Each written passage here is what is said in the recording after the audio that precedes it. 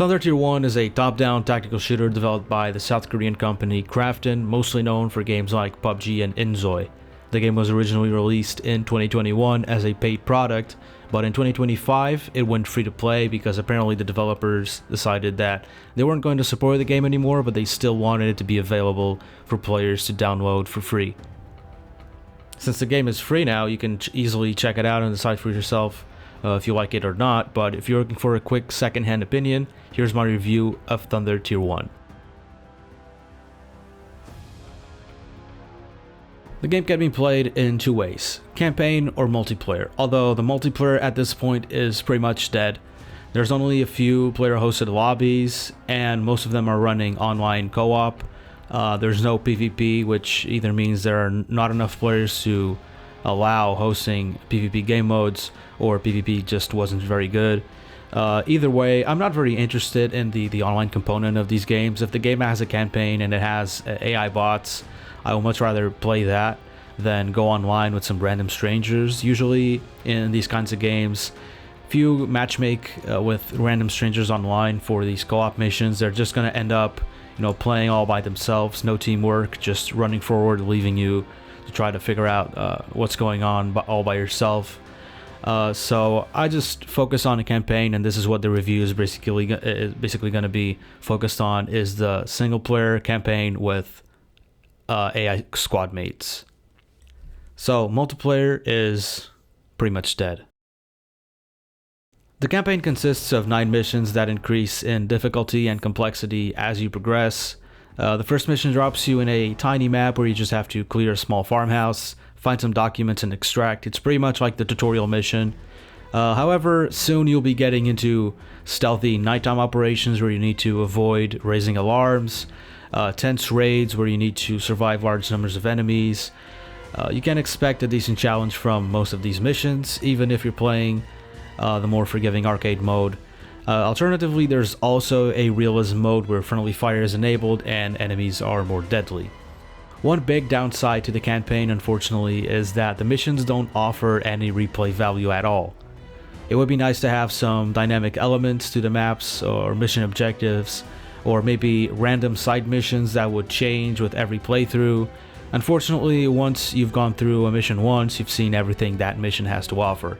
There are some settings you can tweak before starting a mission, like the time of day, the weather, the enemy count, etc. But it's not enough to keep things fresh. This becomes especially worrying when you realize there are only 9 missions in the whole game. And that is one of Thunder Tier 1's biggest problems. It's the lack of content. Sadly, this isn't just a mission variety issue, but also a customization variety issue. Although there are plenty of weapons and cosmetics to choose from, other games in the genre have done character customization and loadout management a lot better than Thunder Tier 1. I spent like 5 minutes messing around in the customization menu before I started getting bored. Weapon modding is as basic as you can get, which for the audience that's probably very familiar with Tarkov and Arma 3 and Ground Branch, it's going to be a major letdown. Also, when it comes to clothing, I felt like all my guys ended up looking basically the same no matter what I put on them. I know that a lot of people aren't going to be playing games like this for like the fashion aspect of it, but I personally like to do a lot of customization in my military, milsim type of games, and in Thunder Tier 1, I'm just very disappointed with the lack of variety when it comes to cosmetics.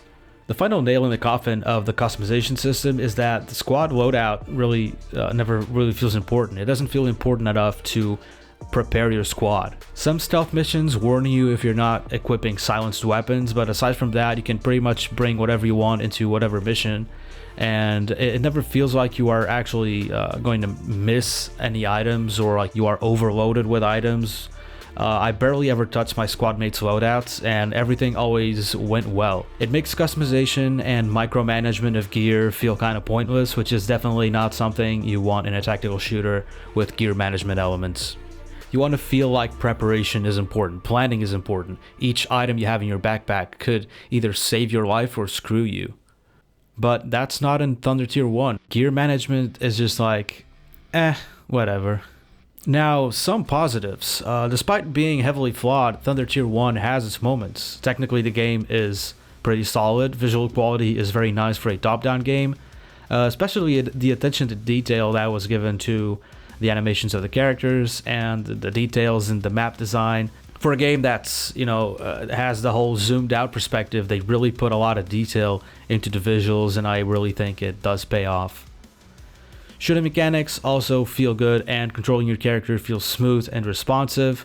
I can say that I didn't have a bit of fun here and there. It's very satisfying to pull off coordinated attacks on your enemies by ordering the AI teammates into strategic positions, completing missions without raising alarms, completing missions without losing allies, or when you're the last man standing near the end of a tough mission and you have to go a little John Wick, try to pull through to the extraction all on your own, and you do get to make it. In these moments, you can really see the potential that Thunder Tier 1 had. Unfortunately, there are a couple of other things that are still dragging this game down. First, the friendly AI can be kind of weird at times. I've been killed multiple times in gunfights where all 3 of my squad mates just refused to shoot the last remaining bad guy in the room while I was out of ammo, desperately trying to finish a reload. You realize just have these moments where they go completely brain dead and don't react to any kind of immediate threat. Stuff that's like right there in front of them, and they just decide to not do anything and let you die. And then on the other hand, I've seen them jump on grenades that I just threw. I've seen them get stuck on terrain that didn't look like they should be able to be stuck on. Although it doesn't happen too much, it can ruin your missions sometimes, or at the very least break immersion. But one last nail in the coffin that kind of really ruins the experience of Thunder Tier 1 for me is unfortunately one of its most prominent characteristics, which is the top-down perspective. I really think top-down isn't the best camera style to have in a realistic tactical shooter. There's just too big of a disconnect between what the player can look at and what the character is actually seeing, if you know what I mean. This may be a little complicated to explain, but I always feel like I'm being caught by surprise when enemies suddenly pop into my field of vision while I'm looking at a completely different place on the screen. The game does employ a variety of visual cues and UI elements to try and give you as much information as you need about your surroundings. By showing you sound waves where noises are happening, floating text where enemies are speaking, leaving red silhouettes on the enemy's last seen locations, and a bunch of other techniques. But I am just so used to playing first-person shooters and having that intuitive first-person perspective of everything that the top-down point of view really makes me feel like I'm too distant from the action and I don't have enough control or vision over what's going on in the map. Especially when gunfights get a bit too chaotic, I often lose track of what my character is doing, and I can't tell if a reload has finished or if my little guy really is pointing a gun at the crosshair instead of just shoving the barrel into a nearby chest-high wall that is stopping all my bullets. All of this is avoidable in FPS because everything that's happening to you and others is right there in front of your face, but with the top-down camera things get a little tricky. I'm just too zoomed out of the action. There's a lot of things that are kind of get lost, a lot of details of the action that kind of get lost, and I kind of felt confused in a lot of situations. Not knowing why my character isn't shooting. Oh, it's because he's still finishing a reload, but I'm looking at some other corner of the map, some other corner of the screen, and it really took me out of the action, took me out of the immersion, and I just generally think that top-down isn't the best camera style for a tactical shooter. Ultimately, Thunder Tier 1 is an okay game, but it doesn't do anything that other tactical shooters don't do 10 times better, 100 times better. I played as much as I could of this game without burning myself out, and there's just a feeling of missing content, meaningless progression, weak customization, and general stagnation. If I was to review the game in like an isolated fashion, it would definitely not be a terrible game. It's fun, it's competent, it could be a cool game. A lot of people probably enjoy it, but unfortunately it is a product that exists in a market that has a lot better games that do everything that this game does, but better. Overall, if I were to give it a score, it will be something like a 5.5. It's slightly above average, it's not bad at all, but I wouldn't call it a good game either. It's just missing so much in so many places. Again, Thunder Tier 1 is available to download for free on Steam, so you can try it out and get your own conclusions firsthand. Thank you for watching, and don't forget to leave a like and subscribe for more gaming content. I'll see you in the next one.